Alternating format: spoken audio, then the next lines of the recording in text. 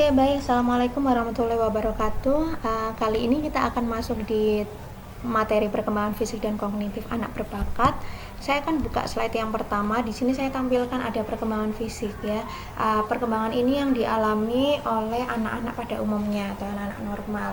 Nah, ini saya tampilkan, kemudian teman-teman bisa mencermati ada perkembangan fisik, ada perkembangan motorik, dan ada perkembangan kognitif. Kita lihat dulu, idealnya anak-anak normal itu kalau usianya 12 bulan sampai dengan 18 bulan, berat badannya sekian kalau laki-laki, kalau perempuan ya. Kemudian kalau dari sisi motoriknya, mereka itu bisa berjalan, mulai berjalan, berlari dan lain sebagainya.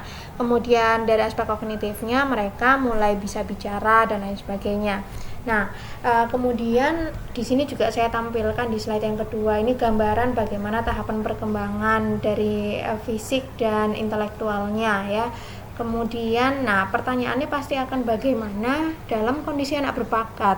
Nah, di slide yang ketiga itu diterangkan kalau memang sebenarnya ya anak-anak berbakat ini akan mengalami tahapan yang sama dengan anak-anak normal dalam aspek perkembangan baik fisik maupun intelektualnya atau kognitifnya. Kalau tadi dilihat dari fisik ya, tapi kemudian memang dikatakan juga kalau kecenderungan ya tidak selalu atau tidak pasti, tapi kecenderungan memang anak-anak berbakat itu punya kondisi fisik yang jauh lebih kuat, lebih besar ketika dilahirkan ya. Kemudian dia kondisi kesehatannya itu juga dikatakan lebih dari anak-anak yang normal, kerentanan terhadap sakit dan lain sebagainya. Nah, itu bisa dikatakan atau di kecenderungan kalau anak-anak berbakat itu lebih ya.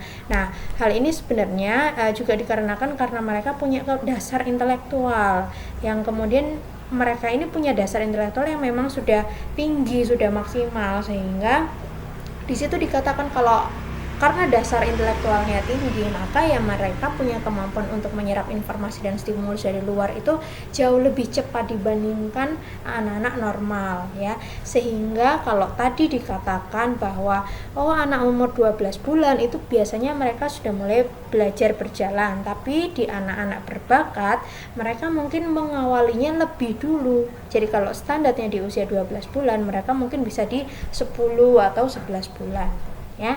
Demikian gambarannya. Kemudian sama nanti di kognitif juga dalam aspek kemampuan bicara. Anak umur 12 bulan normalnya mereka mulai bicara.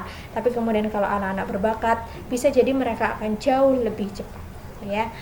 Oke.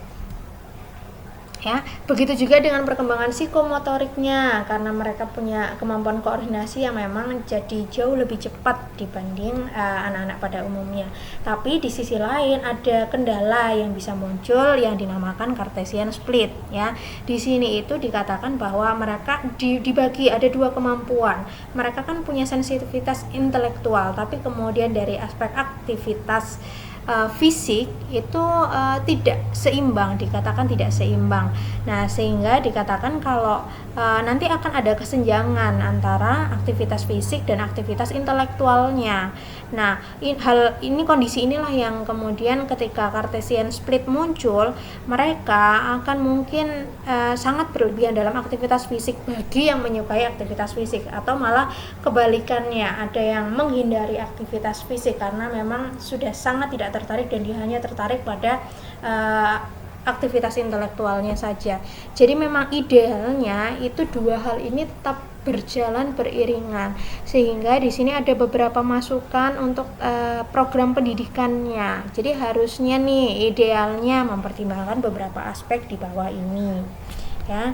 Kemudian saya lanjut di perkembangan kognitif. Ini juga tahapan perkembangan yang pada dasarnya dialami oleh semua individu ya. Nah, tapi di sini lagi-lagi karena punya dasar kemampuan intelektual yang tinggi, kalau operasional konkret anak-anak pada umumnya itu 7 sampai 11 tahun, bisa jadi mereka sudah bisa mencapai operasional konkret di usia sebelumnya. Atau mungkin ketika di sini 11 tahun sampai dengan dewasa, mereka 10 tahun sudah mulai bisa masuk di operasional formal. Itu gambaran mudahnya. Jadi percepatan yang mereka sangat memungkinkan mereka untuk kemudian bisa lebih cepat, sehingga mereka terlihat punya kemampuan yang lebih dan spesial dibandingkan dengan anak-anak yang normal. Ya, di sini saya munculkan lagi ada karakteristik unik dari anak berbakat ya, ada 8 poin yang kalau kita ingat, mulai dari rasa ingin tahu, imajinasi, produktif, independen, kemudian dia mau serius bahkan mengeluarkan biaya gitu ya untuk kemudian bisa dapat informasi lebih, tekun ya, sampai dengan konsentrasinya ke masa depan. Nah, ini sejalan, saya tampilkan di berikutnya ini ada perkembangan kognitif anak berbakat. Jadi ditemukan oleh Thompson dan kawan-kawannya, dia melakukan penelitian, kemudian dia menemukan ternyata beda nih struktur otaknya antara anak berbakat dan anak normal. Kemudian di anak berbakat itu juga perbedaannya adalah mereka mampu memfungsikan otak kanan kirinya sebagai alat berpikir dan fungsi-fungsi lain seperti rasa, penginderaan, dan intuisi secara terintegrasi. Nah, proses integrasinya ini secara maksimal sehingga mereka bisa memaksimalkan kemampuan mereka dibandingkan dengan anak-anak pada umumnya. Di sini juga di breakdown lagi ya oleh Hewitt dan Kitano, ada 1, 2, 3, 4, 5, 6, 7, 8, 9 poin ya. Bagaimana gambaran kognitif anak-anak berbakat dalam memecahkan permasalahan atau kemampuan kognitifnya. Ya. Kemudian di sini juga saya tampilkan ciri-ciri perkembangan kognitif ya. Ada 20 ciri-ciri yang kemudian bisa kita cermatin kalau ada anak, kemudian kita mau lihat kemampuan kognitifnya ini maksimal atau tidak, kita bisa cocokkan dengan 20 ciri-ciri perkembangan kognitif yang ada di sini. Ya, kecenderungan atau mereka akan memiliki dominan, angka yang dominan. Jadi misalnya mungkin dari 20 tidak harus memiliki semuanya, tapi kemudian dia punya 12 atau lebih dari 50% ya. Ini bisa dikatakan dia anak yang maksimal perkembangan kognitifnya. Nah, kemudian masuk di berdasarkan ciri-ciri kognitif itu tadi ada aspek plus minusnya di sini. Jadi kalau tersalurkan dengan baik ya dia akan bisa terlihat sekali potensinya, tapi kemudian kalau nggak tersalurkan akan ada beberapa situasi yang muncul. Bahkan ekstrimnya di sini dia akan bisa frustasi ya, dikarenakan karena memang dia kesulitan kemudian menyesuaikan diri, di mana dia maunya cepat ya, tapi kemudian dia harus dipaksa dan dikondisikan untuk sama dengan anak-anak pada umumnya. Ini kan cukup menyiksa ya. Akhirnya di sini muncul rasa bosan, sulit nih akhirnya berhubungan sosialnya karena merasa bahwa saya beda dengan kamu dan kita berbeda gitu ya gambarannya. Kemudian dari aspek kognitifnya ini ya bisa dibaca.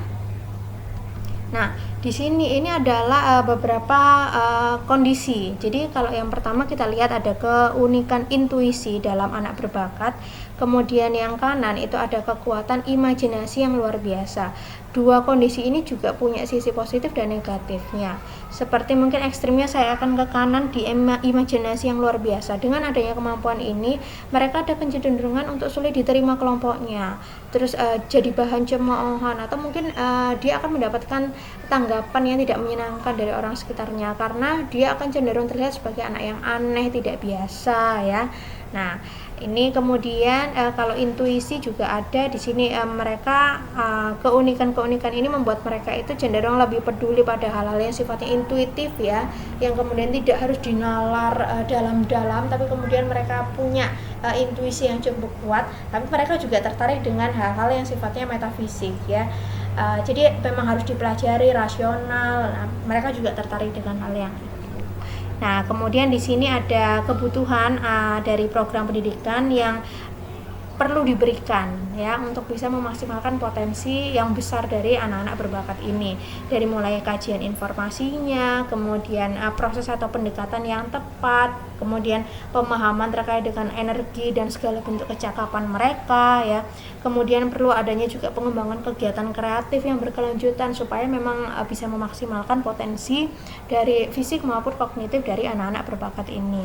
Kemudian lanjutnya di sini ada referensi yang saya gunakan ya. Nah, karena adanya keterbatasan waktu untuk memberikan penjelasan, saya akan mempersilahkan teman-teman untuk menanyakan hal-hal yang masih belum dipahami, bisa digunakan di forum diskusi e-learning atau mungkin WA group ya. Saya persilahkan. Demikian dari saya. Assalamualaikum warahmatullahi wabarakatuh.